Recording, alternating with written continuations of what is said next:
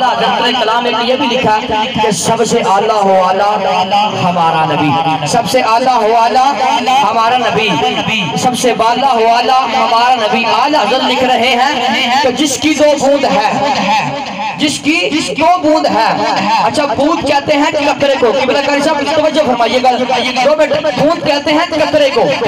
قطرہ اعلیٰ حضرت کی سوچ کو سلام، اعلیٰ حضرت کی فطرت کو سلام، جتنا کمال مصرع آپ نے لکھ دیا۔ توجہ رکھیے گا، میں ایک مصرع کی آپ کو تھوڑا جا سمجھا رہا ہوں، اعلیٰ حضرت کہاں تک جا رہے ہیں اس مصرع میں۔ اعلیٰ حضرت فرما رہے ہیں کہ جس کی دو بوند ہے، بوند کہتے ہیں قطرے کو، قطرہ یہ پانی کا قطرہ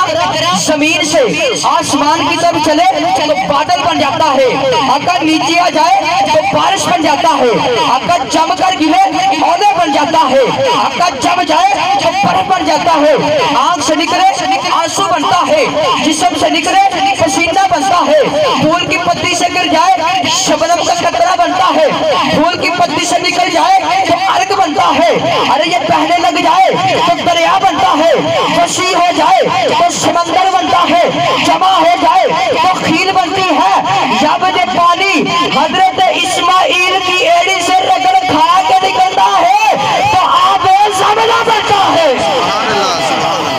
یہ پانی کا قطرہ قبلہ حضرت کمال ہی کر چھڑیا، میں اگر یہ حضرت اسماعیل کی ایڑی سے رگڑ کھا کے نکلے یہی پانی تو آب زمزم بنتا ہے۔ جب یہ میرے نبی کی انگلی مبارک سے نکلنے والے پانی کو جو لوگ پیتے ہیں ان کو شیخین کہتے ہیں، جو میرے نبی کی زبان کو چوسے انہیں حسنین کہتے ہیں۔ ارے جو میرے نبی کی زبان کو چوسے انہیں حسنین کہتے ہیں، اور پھر کہتے ہیں کہ جہاں پر پانی بند ہو جائے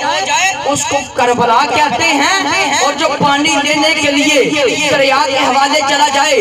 شو پانی ہتھیلی پہ آ جائے پھر دریا کے حوالے کر دے اس کو غازی عباس علمدار کہتے ہیں۔ ارے اس کو غازی عباس علمدار کہتے ہیں، اس کو غازی عباس علمدار کہتے ہیں۔